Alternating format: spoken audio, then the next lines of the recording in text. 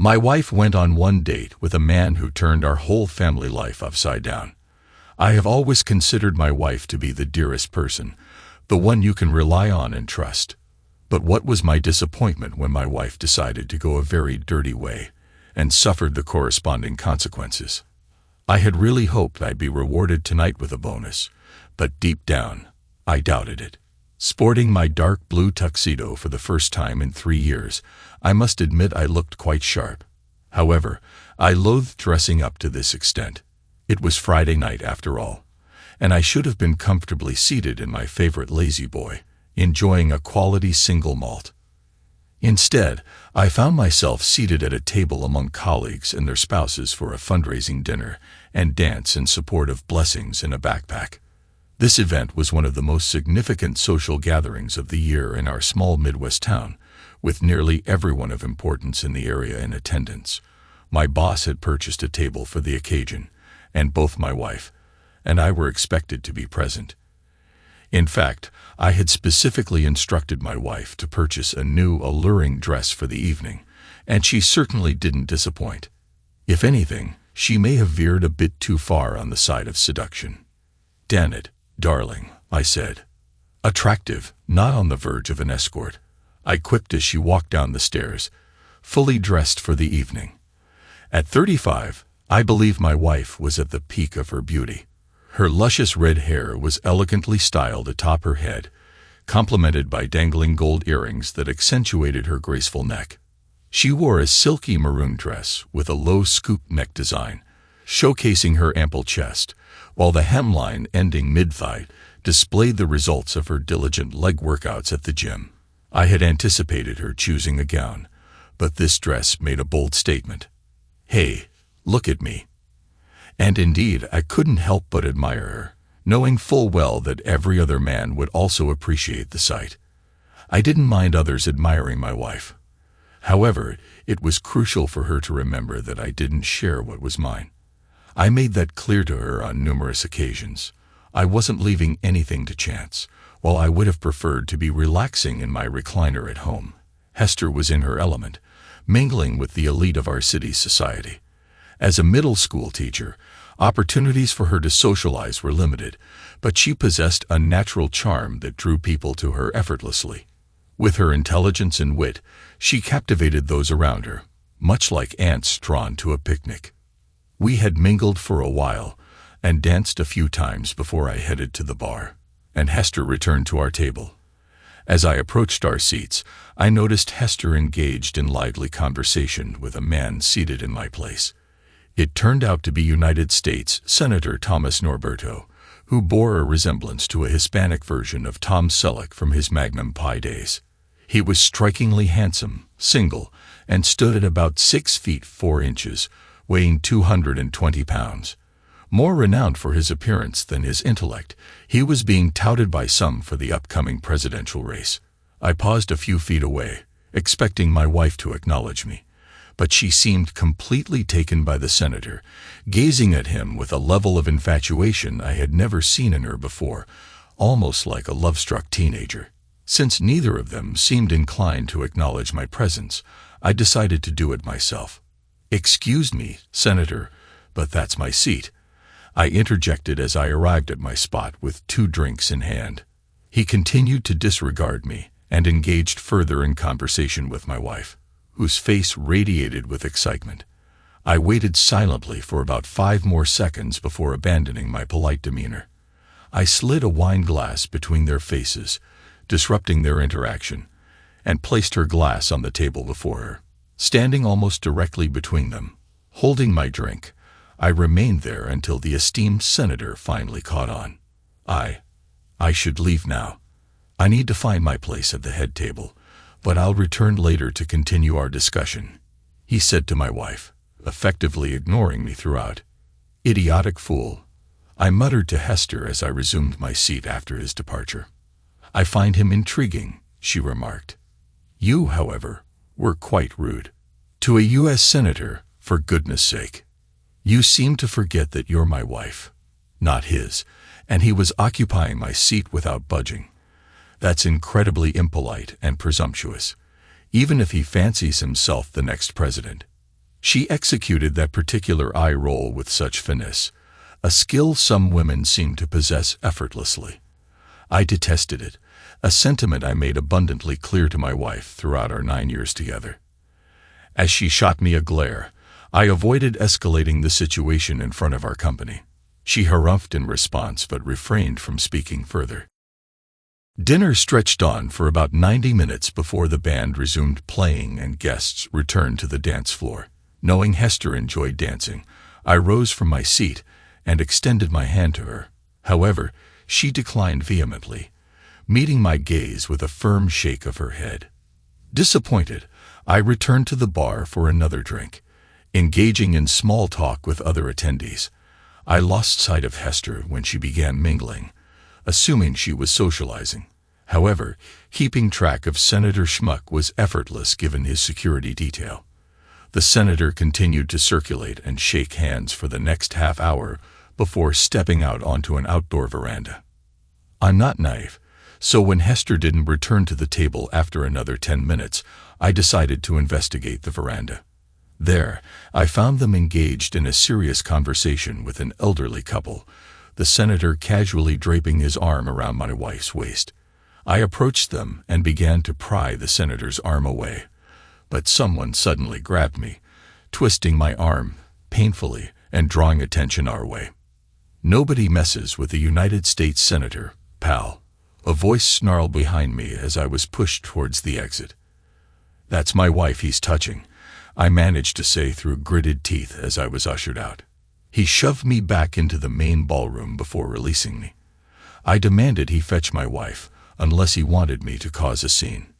"Damn it," he muttered under his breath as he turned back towards the senator. 2 minutes later, Hester returned, her face flushed red as she entered through the door. She shrugged with her palms up, indicating she had no idea what was going on.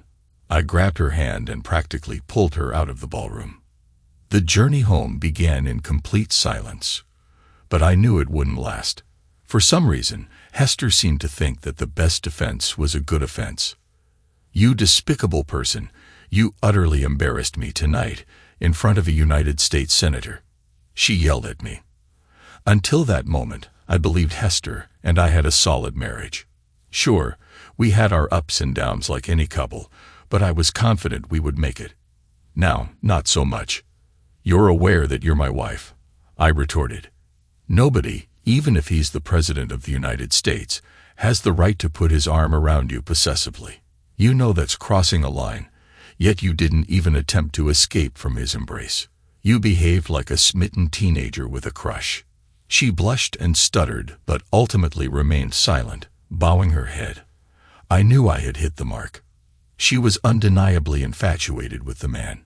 If I entertained the notion that Hester would offer an apology, she swiftly dispelled that notion. Instead of apologizing, she barely acknowledged my presence for the next few days. Even our young children, ages 7 and 5, sensed the tension and tried to avoid being in the same room with us. Dinner was the only time when we attempted any semblance of conversation, using the children as intermediaries.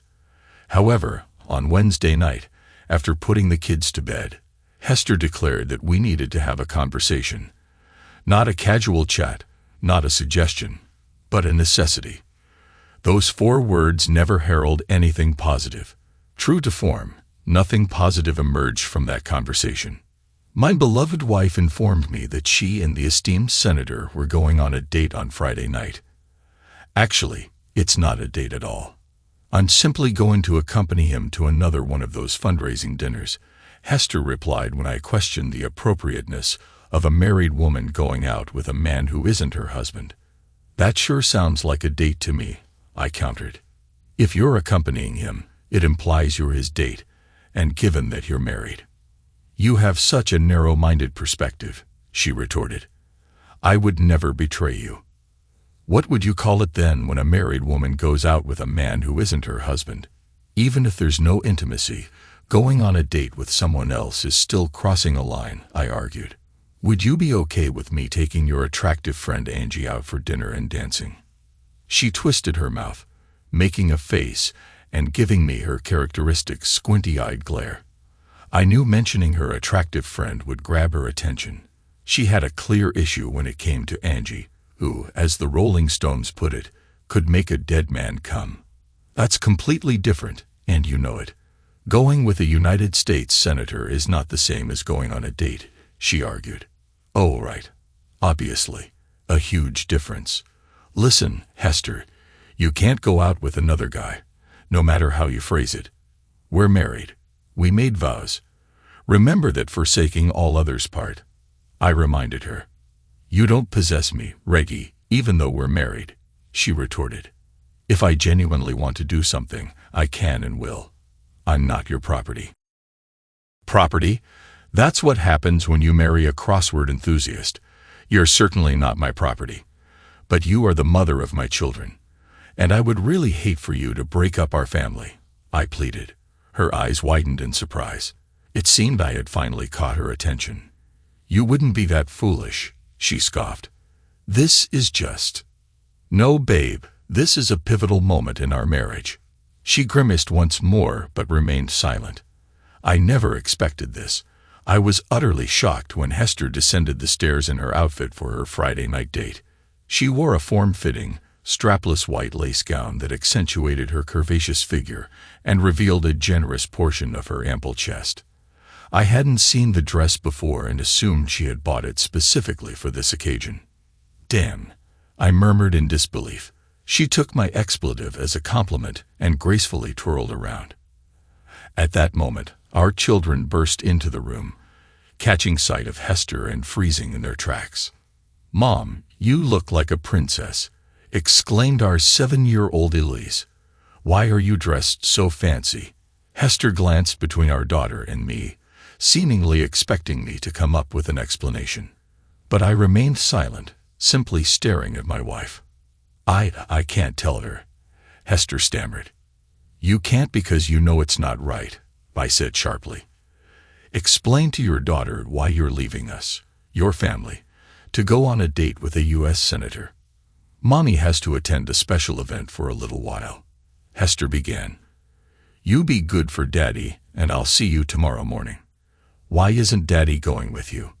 5-year-old Nate interjected. Hester paused as she struggled to fabricate a convincing lie, but I didn't need any time to speak the truth. Because Mommy doesn't love me enough, I answered. Both children glanced at Hester with startled, pained expressions, and she returned the same look to me. The truth stings, doesn't it? I remarked. At that moment, the doorbell interrupted us. We all froze momentarily before it rang again. Here comes the moment of truth, honey. Him or us, I said. She answered the door on the third ring, revealing one of the senator's security team members, and I noticed the black limousine in the driveway. Remember to behave for Daddy. I'll see you tomorrow morning, she said as she left. I suppose it was him. I was stunned for a moment, then realized I still had children who needed attention. I would have liked to drown my sorrows in the liquor cabinet, but that wasn't an option. What was going to happen was a couple of FaceTime calls, one to my parents and one to hers. After all, the kids enjoyed talking to their grandparents on FaceTime. I began by speaking with Hester's parents. Our relationship had always been strong, and I anticipated that Hester's recent escapade wouldn't sit well with them. We exchanged laughs and jokes for about a minute until Hester's mother noticed her absence from the call. Where's my daughter, Reggie? Have you hidden her away in a suitcase? My mother-in-law quipped. No, Mom. Hester went out on a date with Senator Thomas Norberto. I expect she'll be back tomorrow, I replied softly. What? My mother-in-law exclaimed. A date? Are you certain? Reg? She referred to it as accompanying the handsome senator to a fundraiser. I see it as a date. Perhaps more, I explained. And she won't return until tomorrow. My astonished father-in-law interjected. And you simply allowed her to go. I tried to reason with her, Dad, but she insisted I didn't have control over her, I responded. I told her she'd be neglecting her family if she went through with it, but she seemed to believe it was a forgivable offense. The children then took over the conversation for the next 5 minutes, which I appreciated. Afterwards, my mother-in-law instructed the kids to go to their rooms for a while, and she redirected the conversation towards my wife. Don't do anything impulsive or foolish, she advised. Communicate with her, Reg. Don't just discard her. Think about the children, like she did when she walked out the door. Mom. There was only a faint cough from my mother-in-law on the other end of the line. However, my own mother wasn't as sympathetic when I called my parents to tell them what had happened. I know a good lawyer, dear, she offered right away. She represented Aunt Elaine in her divorce from Uncle Will. She completely outmaneuvered Will's lawyer. That was certainly good to know. After making a few calls, I decided to order a pizza. My children and I watched the Disney movie they had chosen, although I had no idea which one. Later, when I put the kids to bed, I didn't even try to fall asleep. Instead, I was distracted by ESPN stories all evening, trying not to think about the fact that my wife might be with Senator Jerk right now. When the kids woke up, I made a hearty breakfast of pancakes with bacon. Everyone knows that pancakes with bacon can taste better even when Mom is not at home in the morning. When will Mom be home? They asked, and I replied, she'll be back soon, even though it was a lie. I guess when you've already spent the whole night with a man who isn't your husband, there's no need to rush home. The black limousine didn't arrive in our driveway until nearly 1 in the afternoon. Our children were playing in the yard, and several neighbors were also outside when the car pulled up. Typically, the kids would have rushed to greet their mother after a day away, but this time they remained frozen in place. Hester seemed disappointed by the lack of a warm welcome before heading inside. Clearly, she was still wearing the same dress from the night before, but now it appeared wrinkled and lifeless. Her hair was loosely hanging around her shoulders, and she wore minimal makeup. She looked exactly like what she was, someone who had been used. I shifted away from the window and settled into a chair in our living room by the time she made it to the front door. I remained seated, not bothering to rise and greet her as she entered, appearing visibly exhausted. Hey, she greeted. Looks like you and the kids managed the night without me. Looks like you barely made it through, I remarked pointedly. She blushed, making her way warily towards the stairs. Don't start, Reg. Let me grab a nap and a shower, she croaked. I raised my hands in mock surrender. Screw it. It was clear to me, at least, that our relationship was over. Now, I just needed to find a way to make things as smooth as possible for my kids. I really didn't want to become a father who only sees his kids on weekends. The question on my mind was whether I could hold it together and remain in the house until the kids finished high school. Hester finally came downstairs around 7 p.m. I had already prepared dinner for the rest of us. I informed her there were leftovers in the fridge. She gave a weak smile. The children sensed something was wrong and kept their distance from Hester. That's great, Rady. Did you spend the whole day poisoning their minds against their mother? She asked quietly when we were alone. Although that would have been easy, I didn't say anything to them, Hester. Kids are more perceptive than most people think. They saw you leave us last night and witnessed your grand return this afternoon, as did many of the neighbors. Smooth move, by the way, I replied. I suppose last night and this morning were worth alienating your kids and tearing apart our family. A brief flicker of guilt crossed her eyes before she adopted a defiant expression. I didn't tear apart our family, she retorted. That's up to you. If you can be mature and overcome your ego issues, we can repair and keep our family together. But if you want to be petty and vindictive, then I guess we'll go our separate ways, and you can be Mr. Part-Time Dad. I didn't anticipate the conversation taking this turn. I was expecting feelings of guilt and remorse, not defiance and anger. 1 in the afternoon, you idiot, I retorted. Didn't get your fill the night before that you had to linger another half day. Just a fling, right? She hesitated, avoiding eye contact. We can move past this, Reg, and return to how things were between us. I know I've hurt you. I'm sorry for that, but I had to do this. For myself. And I don't regret it. It was an amazing night and morning. He's a genuinely great guy and a gentleman. I hope that wasn't supposed to be an apology, because if it was, you're really bad at it, I remarked. I'm only apologizing for hurting you, not for anything else. It was an incredible experience, she said firmly. If my eyes had been lasers, I would have stared Hester into oblivion. That wasn't exactly a pleasant experience for me, I remarked, attempting to mirror her level of conviction. You broke your promises to me and ultimately to our family, and you did it quite easily, I stated. Hester seemed taken aback as I entered our guest bedroom at bedtime. What are you doing? She inquired. We can't move forward if you're not willing to try. No, I tried to prevent you from betraying me before it occurred. Now it's too late, I clarified. She regarded me with the expression of dealing with a stubborn child. We can't rewind time, Rady. We need to look ahead, she insisted. You're right, babe. We can't turn back time. But we wouldn't be dealing with any of this if you had simply done the right thing and not met with Senator Dickhead, I retorted. This is on you. You made the choice. Remember, you said I didn't control you. You made your own grown-up decision. It's not my fault. It was the wrong decision for our family. But, she trailed off as I gently ushered her out of the room and locked the door behind her. I slept deeply, likely due to being awake for 48 hours straight, and the stress of the situation. It had become a family tradition for me to prepare a lavish breakfast on Sunday mornings.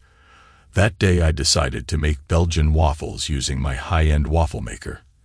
As we were enjoying our meal, Hester emerged from the master bedroom, appearing disheveled as if she hadn't slept a wink. Wow, Mom, Dad cooked us a big breakfast both days this weekend, exclaimed Elias. Maybe you should go out more often on Friday nights. Hester glanced at the three of us, burst into tears, and hurried back into the bedroom. The children appeared bewildered. Did I say something wrong? Elise asked innocently, being 7. No, sweetie. I think Mommy was just sad she missed the waffles, I reassured gently. Later in the day, I was lounging in my lazy boy watching my Chicago Cubs triumph over the St. Louis Cardinals when I heard the bedroom door slam open with such force that the doorknob collided with the wall. Barely 5 seconds later, an agitated Hester stood before me babbling incoherently and gesturing wildly. Grr. Burr burr burr. How could you? Suze. Ents. A girl of easy virtue. Sus. Ents. A girl of easy virtue. Or something to that effect came out of her mouth amid sprays of spittle. It was repulsive. Take it easy, honey. I can't make out a word you're saying and you're drooling and spitting all over, I remarked. She screamed, tears mingling with the mess on her face and blouse. How could you tell my parents about my date? Now they think I'm the biggest girl of easy virtue this side of the Kardashians. What's a Kardashian, Mommy? Elise inquired as she and Nate rushed into the room upon hearing the commotion. I arched my eyebrows at my wife, meeting her intense gaze. She made a determined effort to compose herself before instructing the kids to go play in their rooms. As the children left, she positioned herself in front of my recliner. Spill it, she whispered sharply as soon as she heard the bedroom doors close. I didn't see any reason to keep it from your parents, considering you were simply accompanying a United States Senator to a fundraiser, as you eloquently put it, I replied. If they happen to share my assessment of the situation, it's not my fault. By the way, my parents had a similar reaction, and you might want to watch out the next time my mom gets too close. No, it's not like that, she began, then abruptly stopped. A remarkable experience. I interjected. If looks could hurt, I'd be just a stain on a chair, but it didn't bother me much. Motioning for her to move over so I could see the TV, I said, "Grr," before she ran out of the room. For the next 2 weeks, I continued to sleep in the guest room. Noticing this, I explained to the children that I had a cold, and I didn't want their mother to catch it. I suspected that Elise had figured out my lie, but she wisely kept her thoughts to herself. A pretty smart 7-year-old kid. Without saying a word, One night I found myself back in our shared bed. An hour after Hester went upstairs, I quietly slipped in beside her. When the alarm went off the next morning, she snuggled up to me. "Mum, it feels so good," she murmured. "It's time for you to come to your senses." She tried to touch me. I prevented her by putting my hand on her forearm and pulling her hand away.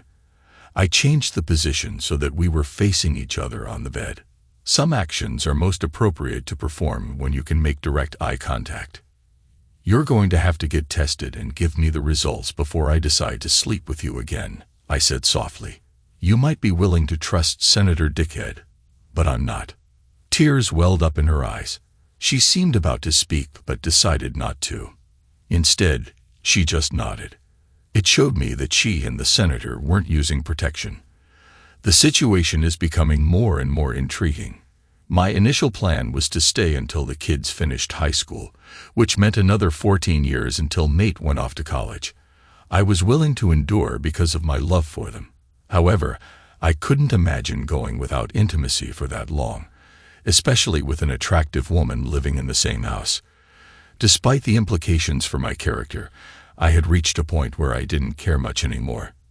The affection I once had for this woman suffered a significant blow 2 weeks ago and continued to diminish every day. I observed her leaving the bed with a sorrowful expression. In the past, that sight would have devastated me, and I would have done anything to alleviate her sadness. Now, my own pain prevented me from reaching out to her.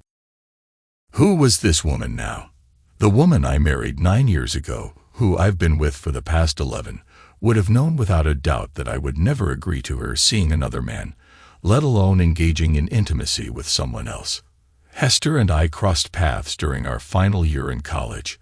3 months later, we were exclusively dating, and within 2 years, we tied the knot. She worked as an actuary at a national insurance company, one of those individuals who quietly crunched numbers in a cubicle to determine insurance rates. I always perceived her as analytical and honest, though perhaps lacking a bit in spontaneity and humor, qualities that I, on the other hand, brought to the table with my disorganized yet fun-loving nature. I believed our differences complemented each other well, envisioning a future where we'd celebrate 50 years of marriage. Little did I anticipate the entrance of Senator Thomas Norberto into our lives. About 10 days after I returned to our shared bed, Hester handed me an envelope as I walked through the door after work. It contained her clean bill of health. "I hope you're pleased," she muttered bitterly. "You have no idea how humiliating that was. I might never be able to face Dr. Sanjay again." "Not my fault, babe," I responded flatly. "Keep your legs closed to anyone who isn't your husband, and you won't have to feel embarrassed." She snarled softly but was unable to retaliate. She began to walk away, but I wasn't quite done. "How often has Senator Dickhead been in touch with you since the date?" I inquired.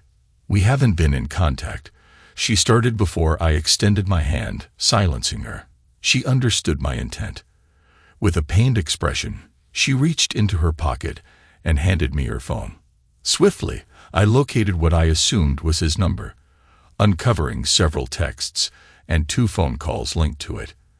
There seemed to be no indication that they had met again, though he had made efforts. While her texts didn't suggest encouragement, they also didn't convey discouragement. "Damn it," I exclaimed. "We're walking on thin ice, Hester.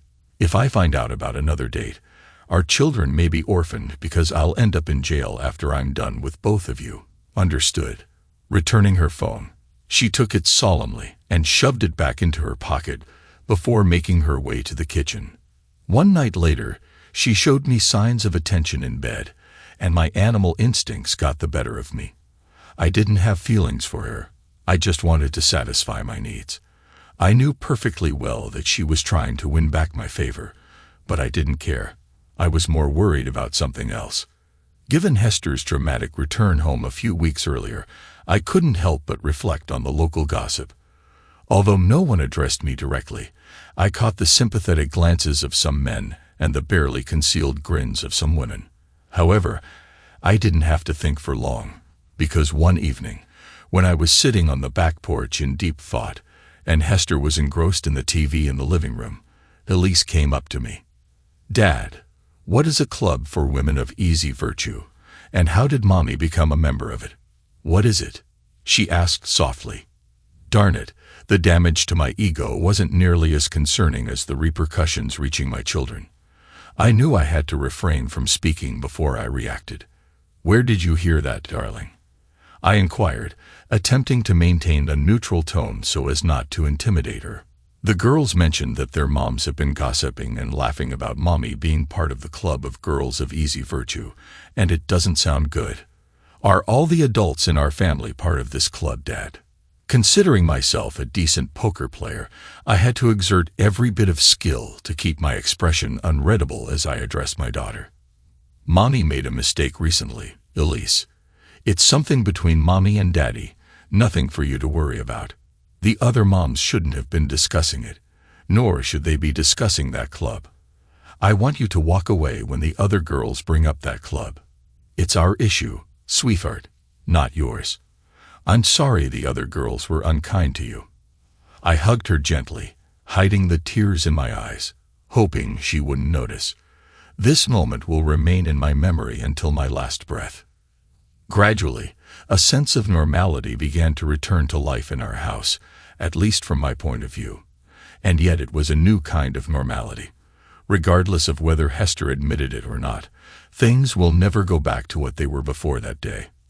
I couldn't fully trust her again, and I couldn't forgive or forget the huge disrespect she showed me and to our family.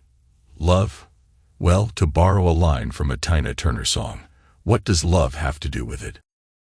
6 months later, Hester seemed to understand something or perhaps had the courage to speak up. After that night, initiated by her, which has become commonplace since that day, I as usual turned away from her to sleep. Before she spoke, I heard her choking sobs. Reggie, can we talk?" "What is it?" she asked timidly. "Yes," I sighed. "Could you please turn around?" she asked, and there was clearly irritation in her voice. I sighed, trying to feign her annoyance. Then I turned to her, meeting her gaze. She kept looking into my eyes. "Do you realize that we haven't been close since?" "Say it, Hester. Just say it," I insisted. "You had the courage to do it. Have the courage to admit it. We haven't been close since I had a date. I noticed. You satisfy me physically, and then you go to sleep. You make sure that I'm happy, but it feels purely physical. And you haven't hugged me since. I miss this one. Intimacy." "You can't even say those words, baby," I retorted. "Your date. You cheated on me with this guy. Admit it. I'm not stupid. You go on a date with another man and don't come back until the next day. Do you think I don't notice anything?" "You make it seem cheap and disgusting," she protested. "Yes, we had intimacy on Saturday night, and it was great, and he was gentle and caring, just like you. Really. It was an unforgettable experience. And that's why we're not making love anymore, Hester. Don't you see? You gave him something that, as you promised, was exclusively mine, and you liked it all. It was unforgettable, as you just said. Oh, come on, Rig. It was just one night. 2 days, of all the thousands of days that we will be married. From a statistical point of view, this is insignificant. We can forget about it, Reg, if you're willing to try," she pleaded. "Thanks for the math lesson, Hester, but I never saw our marriage as a math problem. Would you feel the same way about it if I did it with Mary Jo Young?" Mary Jo Young, a divorced blonde with a good figure, lived nearby. Almost every woman on our street was closely watching how she interacted with her husbands. "Wait, are you implying that you want Mary Jo?" "No way," she exclaimed. "Listen to yourself, Hester. I never said I wanted Mary Jo. You did it. I was just asking how you would react if I did," I explained. She seemed puzzled until she realized what was going on, and then her expression turned to anger. "I can read between the lines. No need for words," I said smugly. She avoided looking me in the eye. "Do you realize that because of what happened, The other girls in the neighborhood bullied Elise. They heard their mothers calling you names. It was unpleasant, I said. Her anger was replaced by shock at this revelation.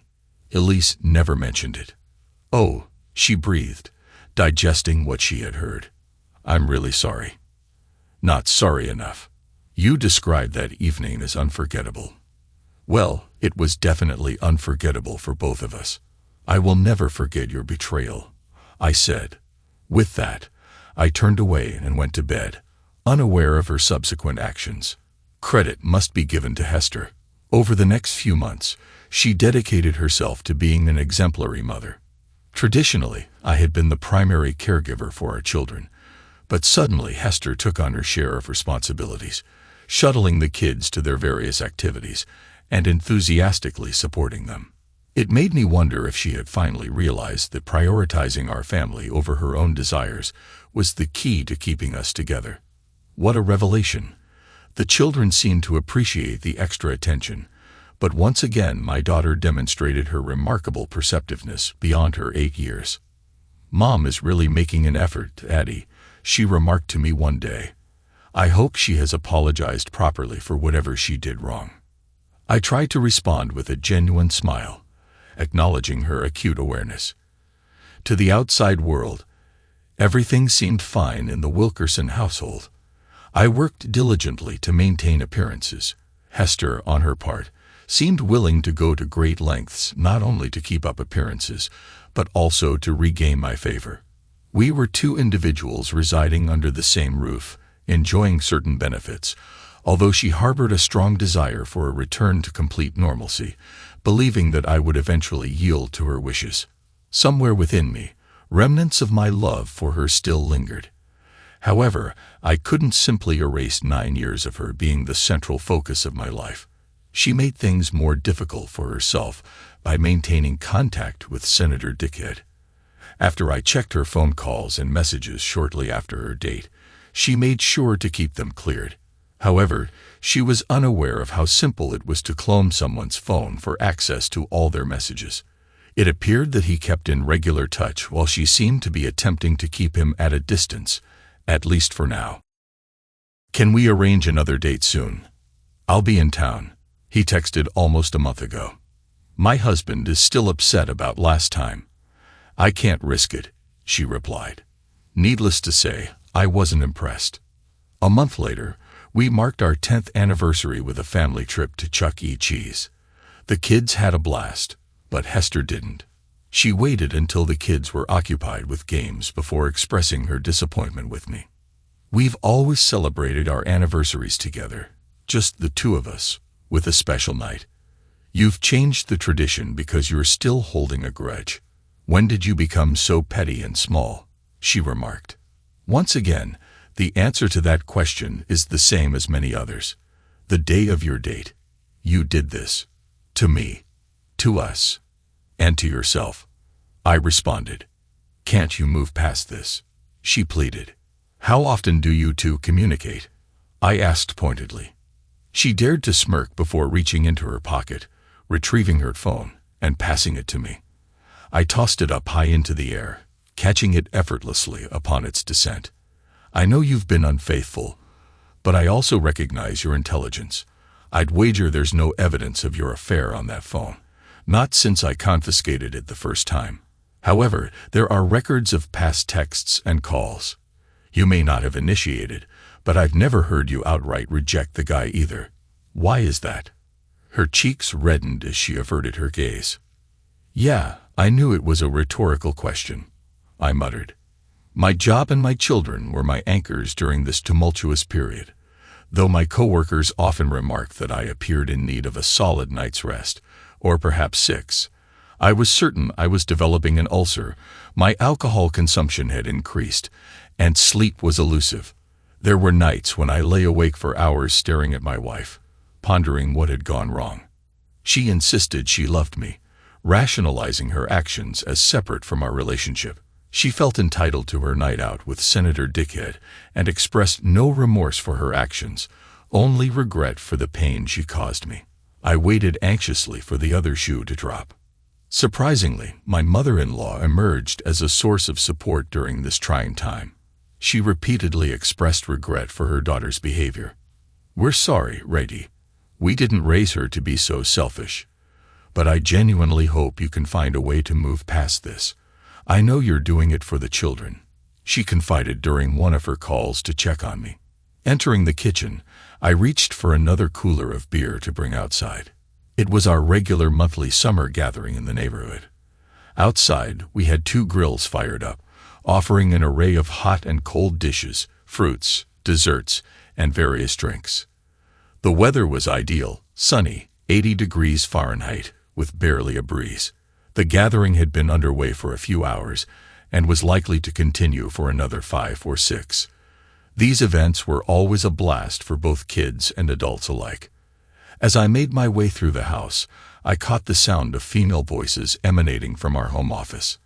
Since the office was off-limits to non-family members, I intended to redirect whoever it was to the family room or living area.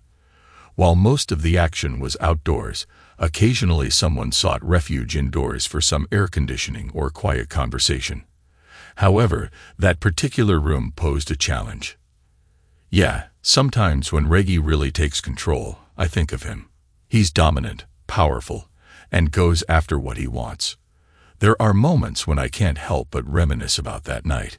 It's a memory I'll cherish forever. I was on the verge of entering the room when Hester made her declaration to whoever she was with. I froze in my steps, my knees buckled, and I nearly stumbled. Damn it.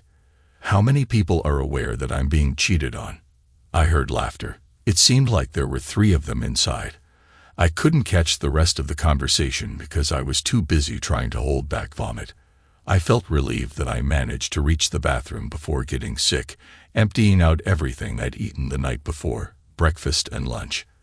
After cleaning up, I grabbed the cooler of beer and headed outside. I opened 2 bottles and handed them to the 2 guys currently manning the grills. "Hey Reg, are you all right? You seem a bit off," remarked John Lusky. "Just preoccupied, John. Everything's fine," I replied before drifting away. I remained quiet for the rest of the gathering. When Hester and her companions returned, I felt like I was being observed and noticed smirks directed my way. Maybe I was becoming paranoid, but eventually, it seemed like almost all the women at the barbecue were smirking at me. Later that night, after putting the kids to bed and finishing cleanup, I confronted my wife about my disappointment. She sat on a lounge chair sipping a wine cooler, looking satisfied. I settled beside her. "Did anyone visit today who doesn't know about your affair?" I asked earnestly. She appeared shocked, feigning innocence. I stared back at her. "I might have mentioned it to a few girlfriends recently. It was a thrilling experience," she chuckled. "He's a charming senator." I couldn't resist sharing. "So first you cheat, then you embarrass me to your friends. Meaning every husband now knows you're unfaithful, and I'm a cuckold." "I'm not unfaithful, and I won't tolerate being called that," she shouted. "It was just one carelessness. I didn't sleep with some stranger in a seedy motel." Her eyes shimmered with intensity as she stood up from her chaise. "I've had enough of this," she declared, her voice escalating in volume. "You've been playing games for over a year now. Your wife had a fling with another man, a handsome, strong man. It's time to move on. I won't be held hostage by your insecurities any longer. If you can't let go, that's your problem. Either file for divorce or accept reality. I'm tired of living a lie with you pretending to be Mr. Perfect. Make a decision already." I was taken aback by her outburst, sitting in shock for what felt like ages, though it was probably only moments. When I returned to my senses, she had already walked away, leaving me alone. I'm naturally reserved and slow to react. While some, including my wife, interpret this as weakness, I rarely panic or act rashly. It saddened me to think about not seeing my children every day. Although I hoped to salvage my family, I was prepared for the worst. I had a lawyer ready to fight for me, and first thing Monday morning I took action. Hester was served with divorce papers at her workplace before the day was out. Predictably, She was not pleased. About 5 minutes after she was served, my phone began buzzing incessantly. I ignored all of her calls, anticipating the impending storm upon my return home. As I walked into the house from the garage, Hester unleashed a torrent of anger. "You humiliate me in front of my colleagues. Much like you humiliated me in front of our friends and neighbors the other day," I retorted. "You practically begged me to file, so I did." She shot me a disdainful look but remained silent. Setting down my belongings, I sought out my children for a brief conversation, reassuring them of my enduring love despite not living under the same roof starting tomorrow. Elis grasped the situation, having friends with divorced parents, but Nate seemed confused. I knew I had my work cut out with him, though I was confident my daughter would lend a hand. We resided in a no-fault state, making the divorce process seemingly straightforward. She was set to gain primary custody of the children, the house, child support, and some alimony. But oh no, for some inexplicable reason known only to her, she vehemently contested it. Her attorney employed various tactics to prolong the proceedings, insisting on meetings and even suggesting marital counseling. "What's the deal, Hester? Your actions speak louder than words. You claim to love me, yet you've caused so much strife. And then you have the audacity to boast to your friends about him being the best you've ever had. Why would I want to endure this marriage when all I get is aggravation? I adore my children. But if I stay with you, all they'll remember is a bitter man," I expressed during one session. "But I do love you, Reg. You're fixated on one incident. Yes, he was exceptional, but it was a one-time mistake. Please let it go," she pleaded. "I can't, Hester," I retorted. "You betrayed our vows, and you downplay its significance. I can't overlook that. You made promises to me." I hadn't intended to do it. Truly I hadn't, but everyone has their breaking point. The beauty of a two-party political system lies in its dichotomy, regardless of how you characterize it. Senator Dickhead belonged to one faction, which meant the opposing party would eagerly welcome any information that tarnished his reputation. Over a year ago, following Hester's date, I established a contingency plan. I enlisted the help of a well-connected attorney in our city to approach the chairman of the opposing political party. The chairman, eager for anything that could disrupt the senator's re-election prospects and jeopardize his White House ambitions, eagerly awaited the information. Despite offering a substantial monetary reward, he had to settle for the assurance that the evidence would only be disclosed if the possessor desired it.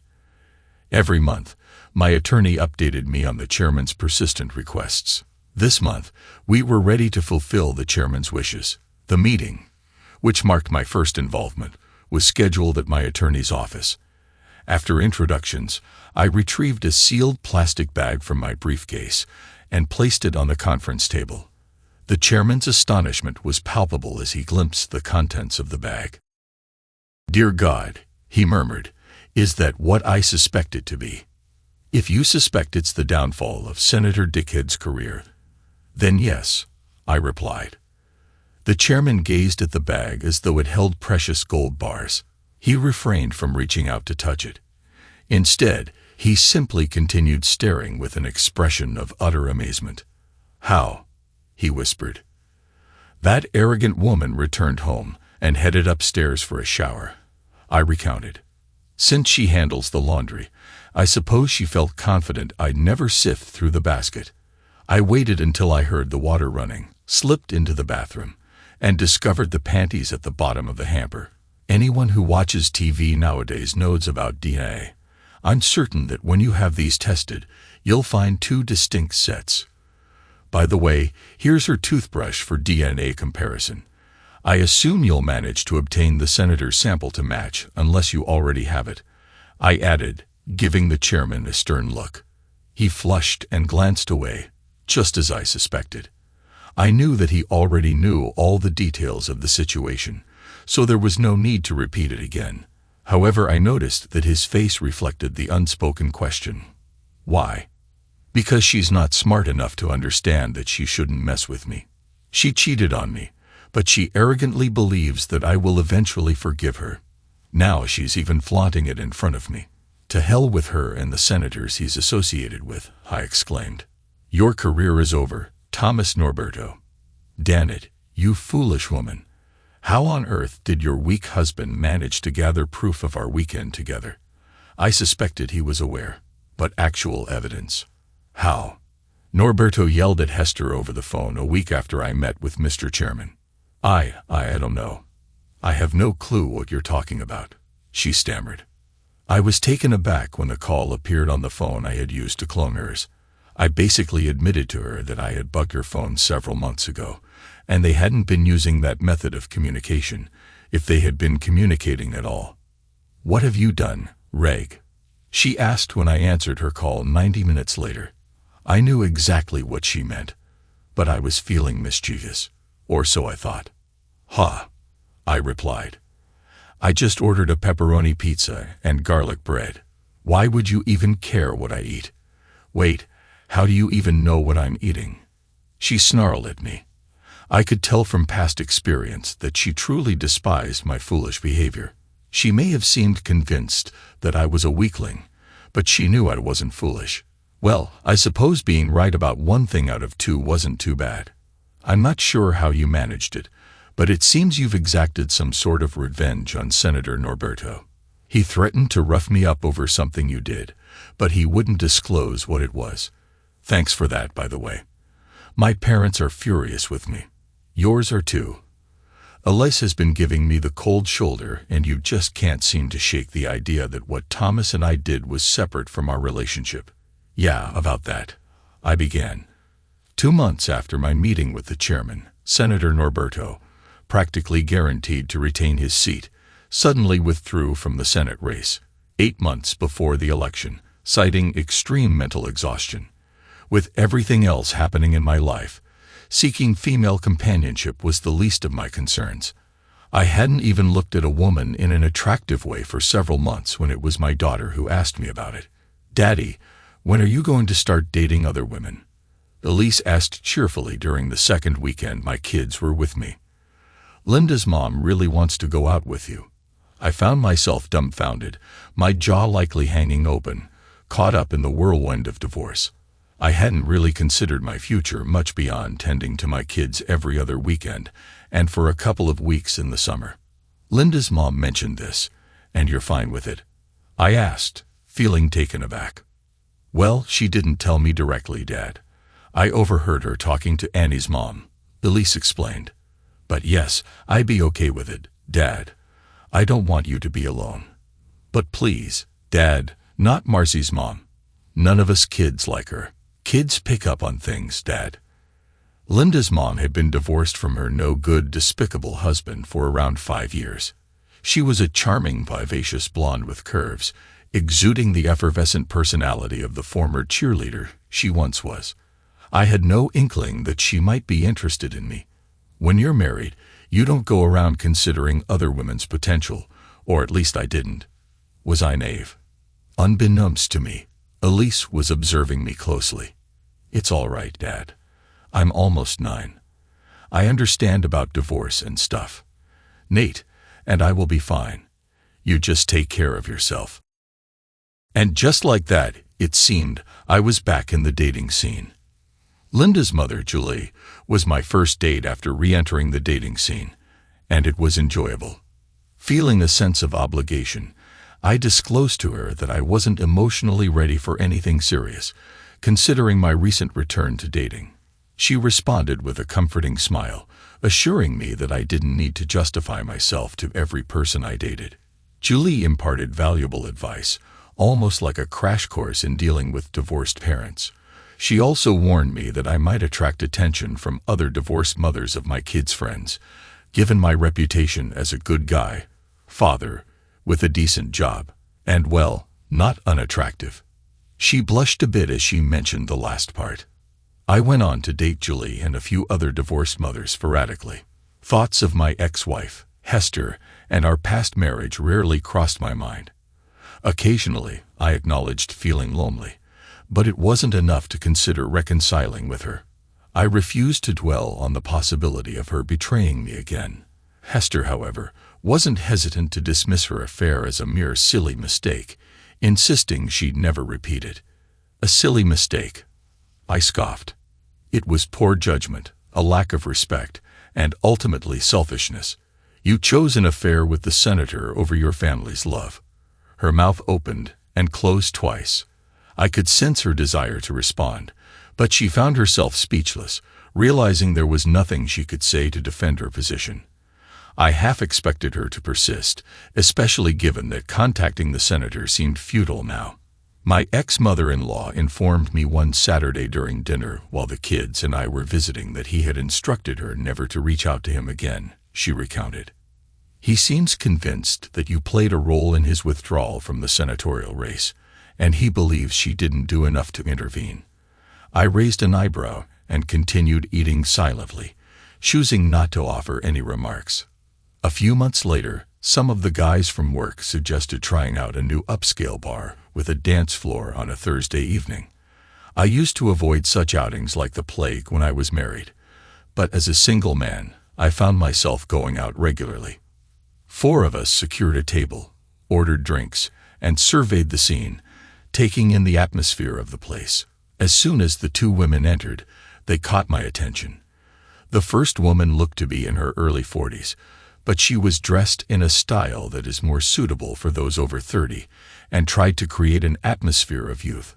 She was wearing a silk blue blouse that was partially unbuttoned, and a short skirt showed off her long athletic legs. With short, dark brown hair and green eyes, she seemed to radiate confidence. Her companion, on the other hand, seemed somewhat out of place in the bar setting. She looked a little older than her friend, perhaps in her early 50s. She exuded an aura of sophistication and wealth. Dressed in a sweater and skirt clearly bought in expensive boutiques, she exuded elegance and beauty, with shoulder-length silver blonde hair and dark eyes. Taking a seat at a table not far from us, the women immediately attracted the attention of men who were ready to offer their company or dance. I couldn't help thinking that I wouldn't mind dancing with one of them. In particular, the dark-haired woman seemed ready to have fun, and maybe more. She didn't hesitate to dance with any man who invited her. On the contrary, the blonde woman danced only a few times and seemed more restrained in her movements. An hour later, I decided to ask a blonde woman to dance. However, when I approached her table, the brunette suddenly grabbed my hand and led me to the dance floor. Completely absorbed in her, I forgot about her friend. We danced to a couple of fun songs before the tempo slowed down. I was shocked, and when she kissed me passionately, I was charmed. We left the club together and headed to my house. We were too involved in bed, and that evening she shared the details of her life. It turned out that she and her friend were celebrating her recent divorce. Rosie was an amazing lover, and we continued to date for about a month until she expressed her reluctance to commit herself so soon after the divorce. I understood her point of view, and we parted amicably. However, since that first meeting, I have never had the opportunity to ask her about her friend, which aroused my unquenchable curiosity. A few weeks later, I found myself alone in the bar of another upscale establishment, seeking solace over a drink after a busy week. It wasn't my turn to take care of the children, so I was on my own for the weekend. She entered the room alone, and let me tell you that all eyes were on her. She had a figure reminiscent of Megan Thee Stallion, with a lush cascade of loose brown curls crowning her head and falling over her shoulders. She gracefully walked over to me on 4-inch stilettos and sat down next to me. Damn it, I was convinced that I had ascended to heaven. I was thinking feverishly, trying to come up with a dazzling opening phrase, but before I could speak, she looked into my eyes and asked me what to drink. A Rye Angel Envy, I replied, grinning, and my thoughts instantly scattered as I looked at her. Oh, great choice, a man with fine taste, she purred. She ordered the same drink, undiluted, as mine, and spent the evening telling me stories about the boutique marketing company she founded many years ago. Amazing. Not only was she amazing and smart, but she also owned a thriving business. A couple of hours later, we left the house together and headed to her amazing apartment. She mentioned that she prefers to make love in her own bed, which is shared by most women, and delved into the psychology behind it.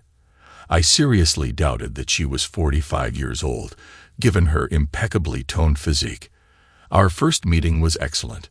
She was an amazing kisser, and I felt a connection with her that I hadn't felt since my date with Hester. In just one night, Mariel Washington opened up to me more honestly than Hester did in our 9 years of marriage.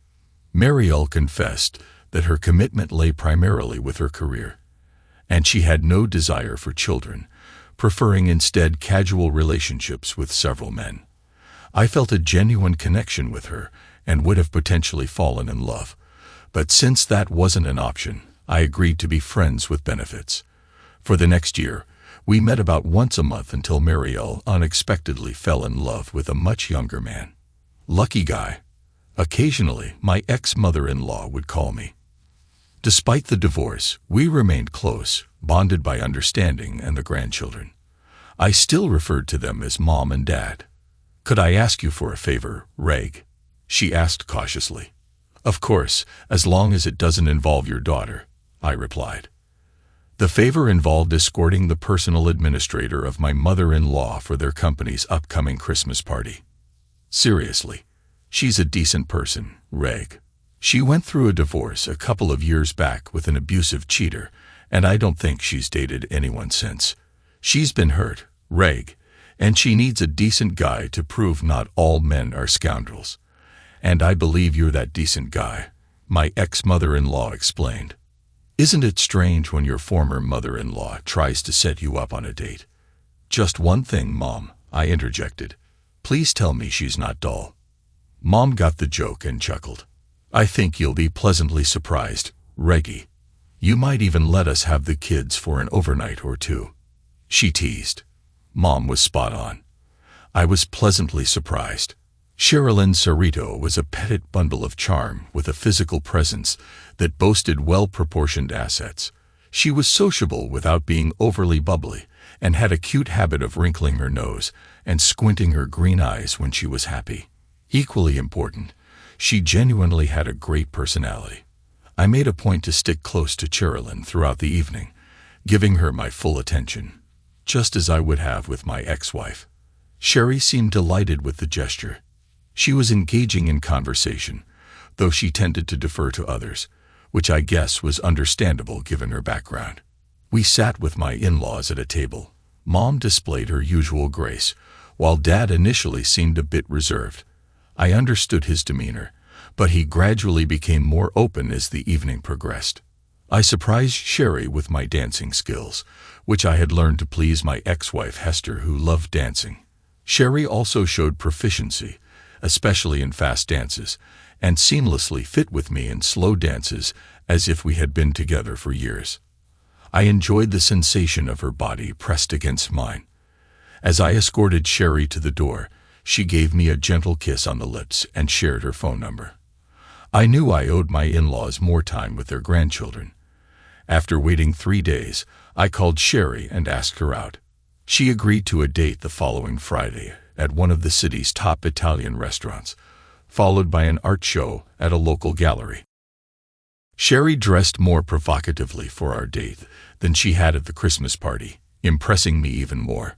We had a fantastic time, and we continued to go out 3 more times before I decided it was time for her to meet my 8-year-old daughter and for me to meet her daughter. We spent quality time together playing miniature golf and having a picnic at a nearby park. Overall, I felt it went well, especially since the 2 girls bonded remarkably, although my son, as expected for his age, wasn't as thrilled considering all girls had cooties. Sherry and I met frequently each week, and when I had my kids, we engaged in family activities involving all 5 of us. Everything was going well until a few weeks into the new school year when I received an unexpected call from Hester. "I don't know what your girlfriend has been teaching my kids, but your son was in the principal's office today for fighting, and his face looks beaten up. He's been given 3 days of detention, and all he's saying is that it started with this Monique girl he keeps referring to as his sister. She shouted at me over the phone.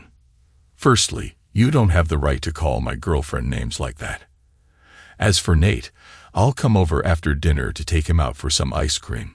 Let's not jump to conclusions until we know what really happened, I responded calmly. I heard her sigh before she hung up. After dinner, I picked up Nate, and we went to a small family-owned ice cream shop. As soon as he got into my car, I gave him a thorough visual inspection. He had a cut on his lip and a scrape on the left side of his face. "You should see the other guy, Dad," he quipped. "How about the truth, Nathan Abraham?" I responded, using his full name to convey seriousness. He winced at the use of both his first and middle names. "Some kid was bothering Mo, Dad.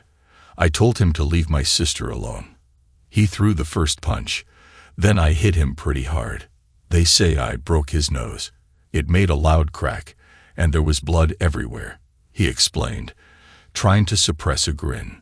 The boy bothering Mo was 2 years older than Nate. When I talked to Mo, "Will she tell me the same story?" I inquired. "Definitely, Dad. I wouldn't have hit him if he hadn't thrown the first punch. I was just protecting Mo.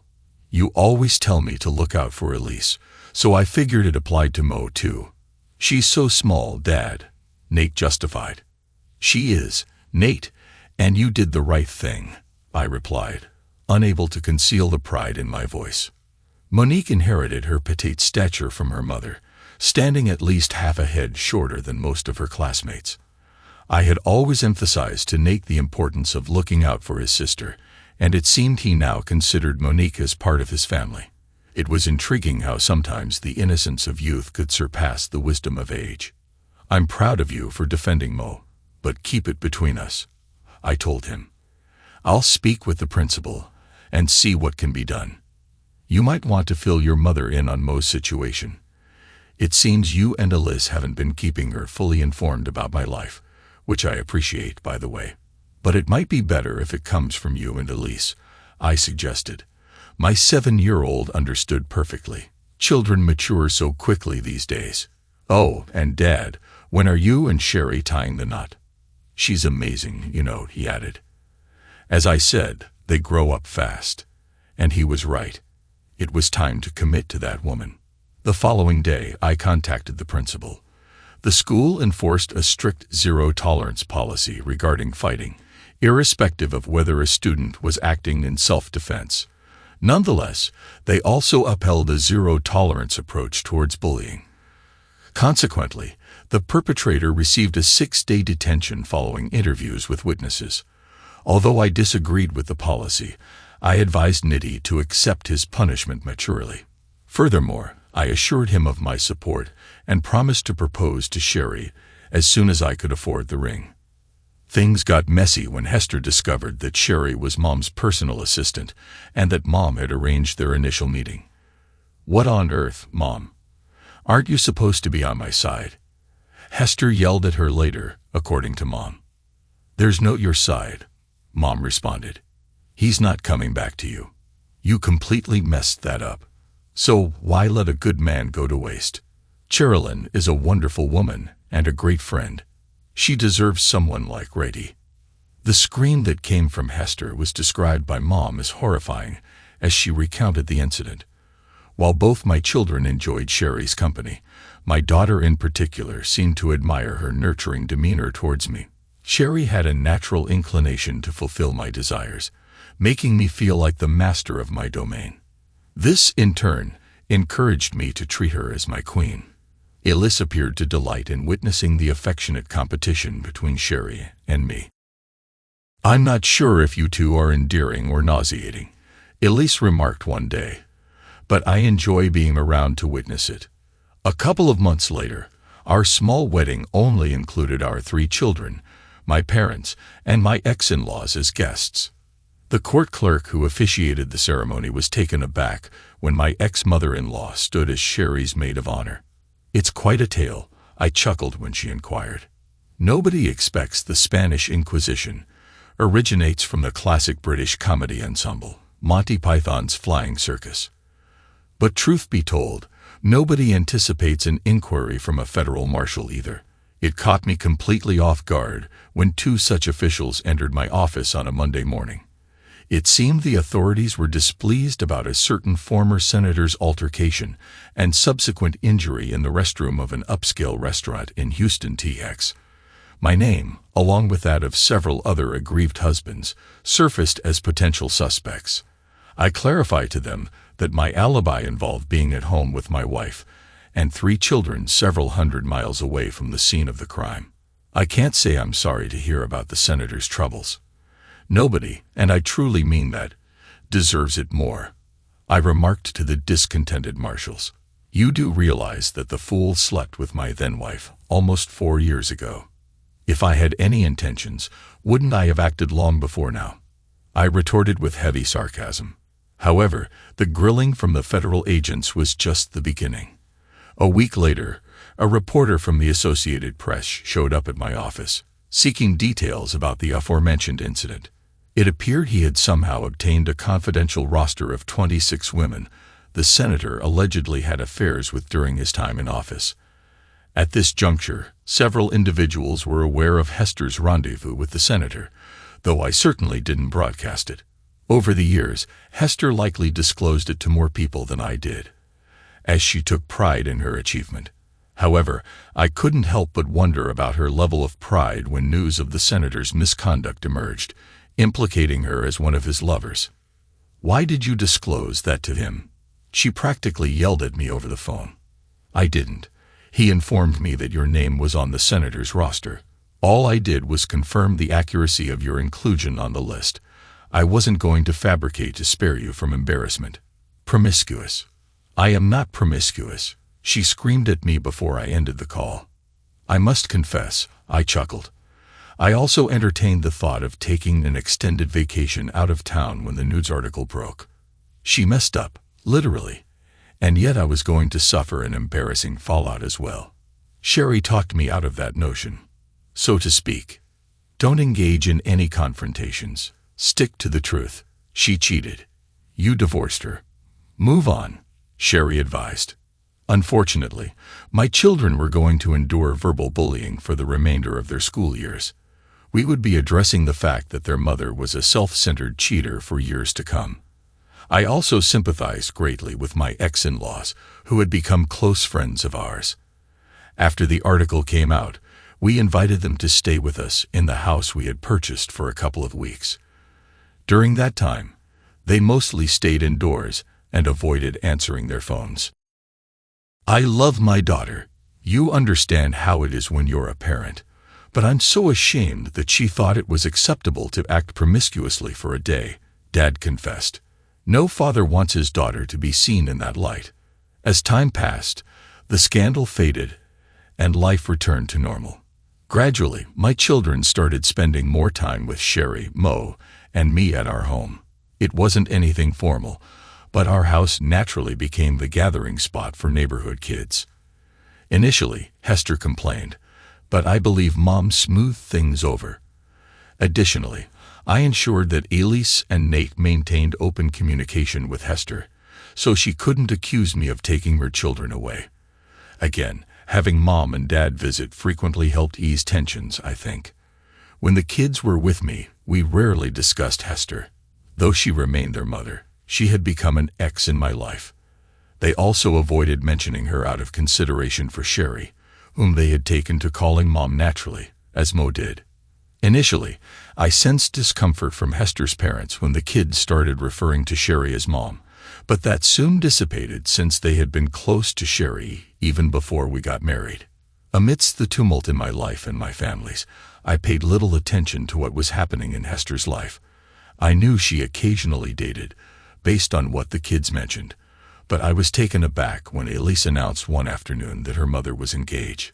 A wave of sadness washed over me, for what might have been. Then I felt a comforting embrace wrap around me, and my sadness swiftly transformed into joy for what I now possessed. Thanks to everyone who took the time to listen to today's stories. If you enjoyed it, please consider liking and subscribing if you haven't already. Feel free to share your thoughts on the events in the comments below. Take care.